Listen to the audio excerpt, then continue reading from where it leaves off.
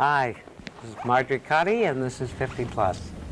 Today is a very special day for me because we are very happy and very honored to have veterans from World War II, United States Merchant Marine.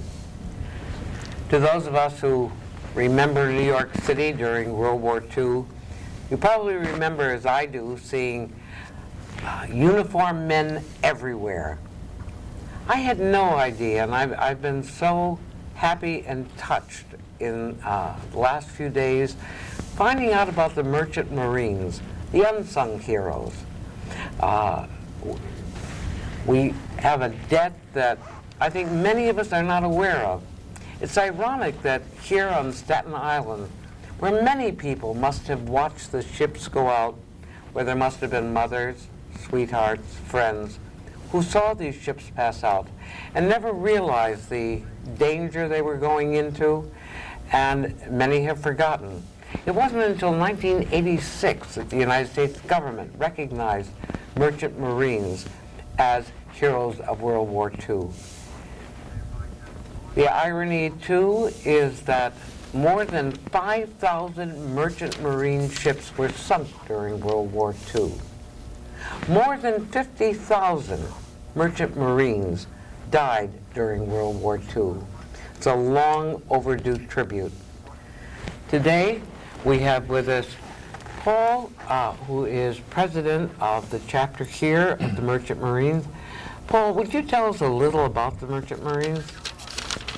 I sure will, Marjorie. Little is known about the Merchant Marines. During World War II, these unsung heroes were civilians who volunteered to man the ships carrying troops, tanks, warplanes, ammunition, food, fuel, etc. These supplies were not only necessary, but vital to wage a war against the Axis that had to be won by the Allies. They did not balk when the German U-boats were sinking our ships a few miles off the East Coast. They just got out of the water, dried themselves off, and signed up on another merchant ship. Then someone in the Navy came up with an idea of arming these ships. So on the average ship, which most of them were Liberty ships built by Kaiser, they put 8 20-millimeter machine guns and 2 3-inch cannons. They organized convoys. This was a large group of ships meeting at a given latitude and longitude and sailing east wherever their port of call was. They were protected by an umbrella of planes to a limited distance only, and a large naval force of corvettes, destroyer escorts, etc. This force of naval ships stayed and protected the convoy all the way. There are many stories about the dangers faced by these gallant men, but the one story I will always remember is that of a convoy going to Murmansk, Russia. There were 72 ships in the convoy, only 18 completed the journey. And don't forget, those 18 must come back the same way after they unload their cargo. And now you will hear from some of the World War II survivors of the Merchant Marine who were not considered veterans until 1986. I was reading that Churchill said in his memoirs that the one thing that really frightened him in World War II, in fact, the only thing that frightened him, was the idea of U-boats. I believe it comes from the German Unterseeboot. And the incredible danger that this posed. I was told that the technique that Admiral Donitz had developed was to have wolf packs. And this is something you gentlemen really know about, and I shouldn't even be talking about because obviously it's your experience. But the tactic was to have the U-boats surface and to approach the convoy at night and often enter right into the convoy and to torpedo the ships from there. And I wonder, gentlemen, what it must have been like. I mean, senior citizens out here, we worry sometimes if we're vulnerable in a mall or when we go out shopping. We worry about our children and our grandchildren. Well, if you take that worry and think what it must be like to know that you can be torpedoed, how can you go to sleep? How can you live with the thought that at any moment, any feelings about that? prayer books. Prayer. They passed out prayer books for the merchant seamen.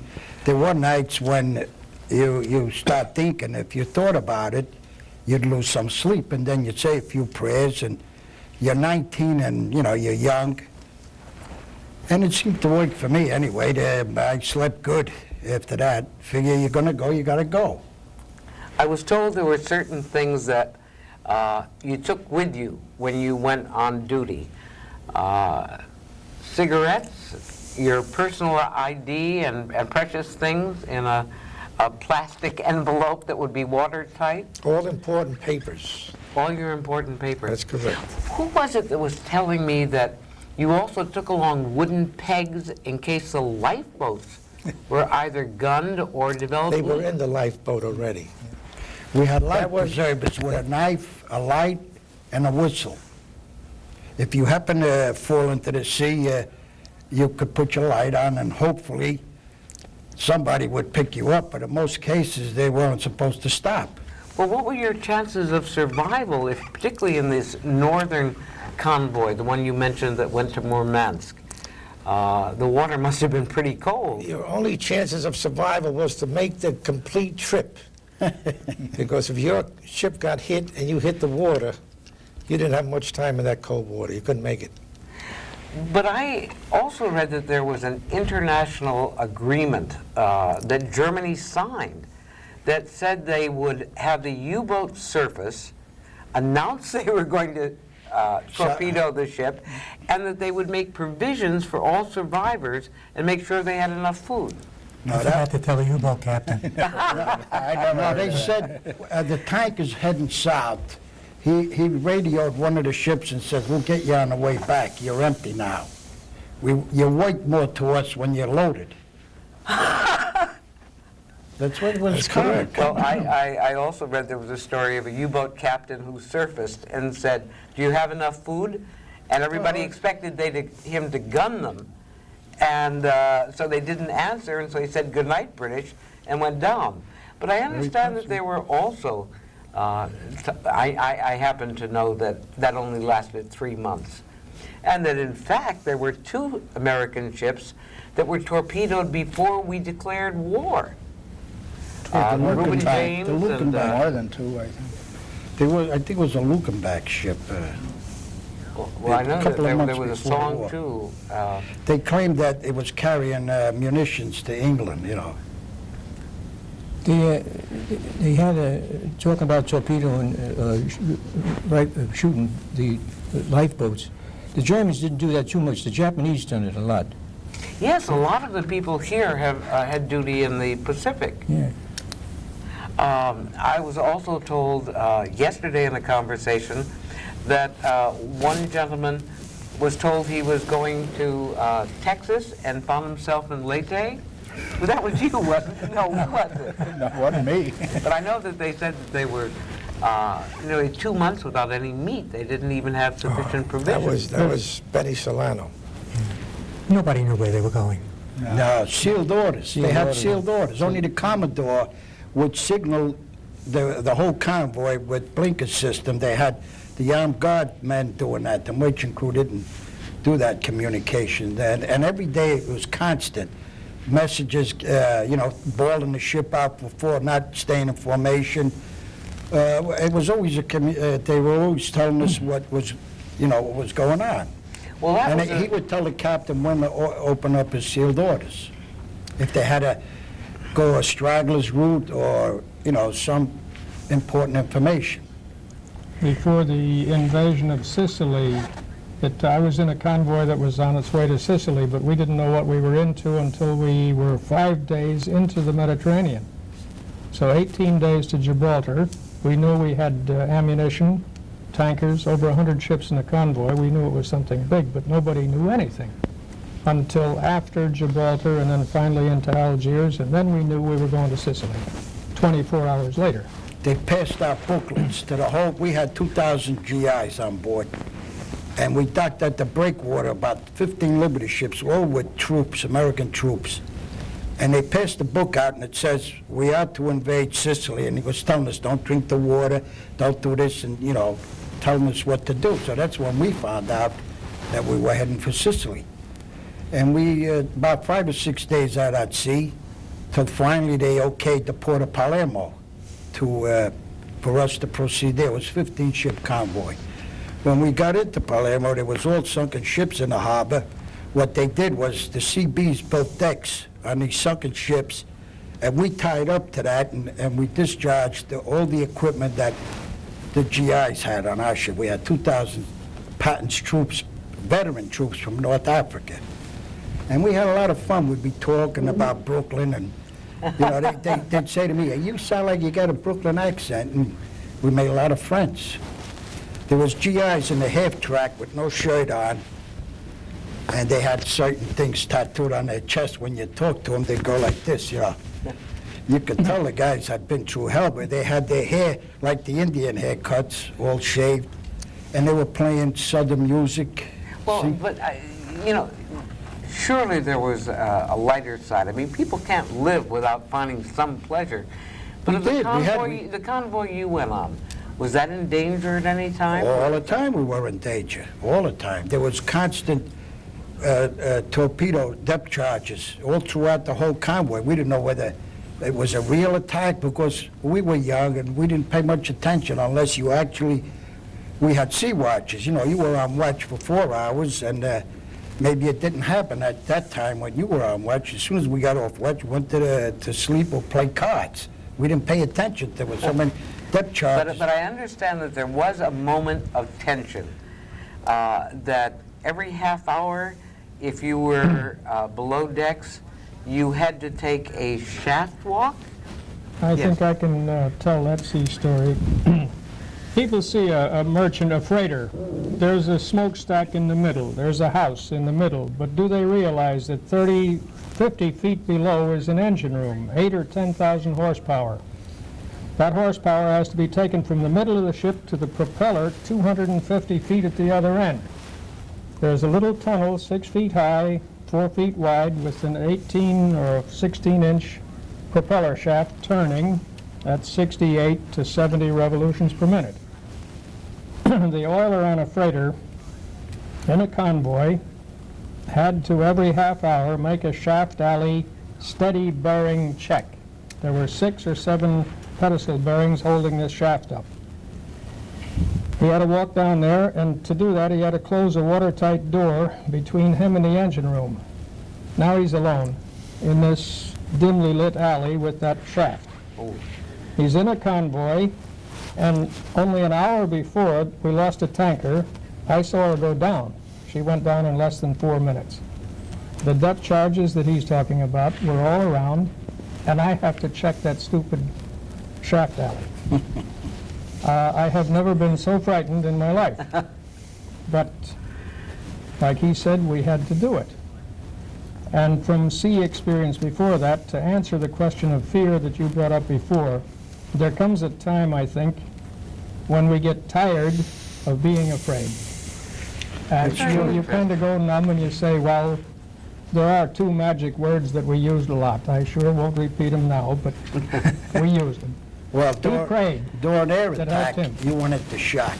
My first experience, it was just unbelievable. I only seen All Quiet on the Western Front. And when the alarms went off, it was 4 o'clock in the morning, and they shut the lights, the generators shut down, so we couldn't put the lights on, and I was in my shorts. It was hot in July. I ran outside and I seen the flares hanging in the sky. The guy looked like they were coming after me. It was so bright, And you go into a state of like, I don't even remember what happened after that. You go like into you're following everybody else, the gunners. See, we were a merchant crew. We used to follow them around. They had more experience. We only were volunteers. And I always had a fear of guns, so I wasn't that good until after that first night. Then I made it my business to go and learn something about. Well, I think a lot of people don't know that the Merchant Marines did have guns and gunners, and Well, you were they able to- volunteers. See, Yeah. I was a hot shellman. When they fired the 3-inch 50, you're supposed to catch the shell when it comes out of the breech, But that was a little, there was too many guys around, so I decided to stay with the 20 millimeter cannons. They call them cannons. And our job was to operate, take the barrel off if it got too hot. You know, a fella, he'd be shooting, he was only supposed to shoot in bursts. And we'd have a chance apiece. I said, if I'm going to volunteer, I want to crack at it too, you know. So you'd have the cartridges had 60 bullets. It had a tracer bullet. It had 2 or 3 different type of bullets. Each one did a different job. But the tracer bullets fascinated me because I never seen tracers in the night. And the whole harbor just was nothing but straight lines. The Navy guns, the all kinds of guns were going off. Do you know if you hit anything? Sure, my ship we got battle stars. I got it here. We got, there was, Roosevelt's son was a commander of a destroyer that got hit on the fantail and 35 men lost their lives, sailors. My gun crew forward, we had, the Merchant Marine's job was to raise the balloon barrage, the balloon. We lost it the first night, and that night the bomb landed 15 feet forward of the ship, and some of the sailors got Purple Hearts from the shrapnel from that bomb. I happened to be aft. So that was, you get so excited that you wanted to see if you could see the planes, but you know, everything is happening that you don't have a chance really to concentrate on what the hell's going on. Until after it's over, then we went in a mess hall and we're exchanging, you know, what each individual seen, and we drink a coffee, and the captain says, "You've got the day off. You did a good job. I got a souvenir here." The captain was from Staten Island, Captain Austin. He was a beautiful man. He didn't make us work anymore. We were supposed to chip paint or do some work, you know. He says, "You've got it. You're off." Now, the irony, though, is, of course, that when you came back, there were people in uniform, and yet you were losing people. People were dying every day from the Merchant Marine, and you didn't have the uniform as it were, as proof or a way to Recognition show of what you were any going sort. through. Recognition of any sort. We were called draft dodger quite often, Yeah. and we had some altercations over that. But after a while, you went in for a drink in a bar, they'd be looking at you, suspicious that you were a 4F or a faker. I'd say, "Give him a drink, you know. Go ahead, have one on me." And a little at a time, you would say, "I'm a merchant seaman," and, you know. Yeah, my goodness. I know that the Merchant Marines were at Normandy, and a ship was sunk there at Normandy. Ships, I should say. And not only that, but once you finish going through this terrifying thing, and I understand that more than half of the ships that were lost, the Allied ships, were lost to U-boats. The Japanese submarines weren't as much danger, I believe. And to have that terrifying danger constantly, and as you say, once you went there, you had to come back. That's right. Well, like I said, we were young, 19 years old, and our minds weren't there unless the action was there. You know, if there was warnings that there were subs in the air, you just stood there and, you know, you figure there's 100 ships in a convoy with about 15 destroyers and an aircraft carrier guarding you. I says, my chances here are pretty good. What was your most terrifying moment? No special big moment, but the thing that they were talking about here, I think the thing about fear is the unknown. This is the aspect where anything can happen at any time, and you're going along trying to do your regular routine and everything. It's always in the back of your mind. That something That's how might- you're going over the top with Right. a machine gun in your hand. You're just trying to carry on and... But when something does happen, after the initial shock or whatever it is, then you're in it, and you know what you're dealing with, and you've been trained to deal with it properly, and you do. And heaven help us, if we're lucky enough, you get through it. Then you go right back into the other one. You go back and go to bed and say, "Geez, I wonder if we got them all." Well, you had no choice. If you didn't stay on the ship, you got drafted. They weren't after me. I had seaman papers. And the draft board says I had a baby sister. He says, "Well, You've been deferred up till now. I had to bring my mother and sister down to Jetport on Central Avenue. He says, you got seaman papers, buddy. You better get your butt out on the high seas. He says, we need seamen. They were advertising on the radio. And the subs were sinking ships right outside of New York Harbor. I says, well, I think I'd rather do that than go in the Army, you know? But Yeah, can I you didn't make imagine? no I mistake. understand on American beaches, people were on the beaches Yeah, down and New York seeing Beach. American ships sunk. On They had- the Jersey Shore, they done that all the way down the Jersey Shore. They watched the ships because they were in close. And what I couldn't believe when I read it was at the beginning of the war, we didn't even dim the city's lights. No. No, the subs Nor came the right up to buoys. New York Harbor. That you'd see the city's outline before people realized that we were at war. Well, we And were- it was a dangerous situation. Well, like I say, we thought it was only in the movies, the war. John Wayne, you know, Lou Ayres and All Quiet on the Western Front, so nobody took it serious. Then they told us to shut the lights off on the car, the rationing, and then we seen artillery down Newport Beach. And we used to go down Hillary to... on Newport Beach? Yeah, they had guns. They thought the subs were going to discharge espionage or who knew, you know. But we had military personnel down at the beaches That with lookout, cannons. that lookout tower is still down there at the, That was beach. the the end World of War II? what was Miller Field, the Yeah. beach. You drive down there in It's that kind of beat up. federal but it's park, there. that concrete box is there with the lookout slit on the top. You go down and see it. Yeah, they Where they expected had the people Germans to around the land. clock watching for submarines out Were of the you coast. ever on a ship that was threatened, had an alert for Yeah, sure. submarines? One of the, you asked before about knowing where you're going. One of the things you did is examine the deck cargo. And from the deck cargo, you would know where you're going. And one of the ships I was on, I knew we were going to Murmansk because we had railroad steam engines on deck, and they weren't American gauge, and they weren't English gauge. So the only thing that was left was Murmansk. So we never finally got to Murmansk. We had a freak accident. We were rammed by another ship at the River Clyde in Scotland, where the ships would go in to top off fuel, oil, and water and such. And in the fog, we got rammed. They took our cargo and put it on another ship, and we went in the shipyard for 7 or 8 weeks. Oh, boy. Oh, boy. I think many people, I certainly was not aware before this program, and you gentlemen have brought it home to me very forcibly, just how important the Merchant Marine was as a lifeline to Europe.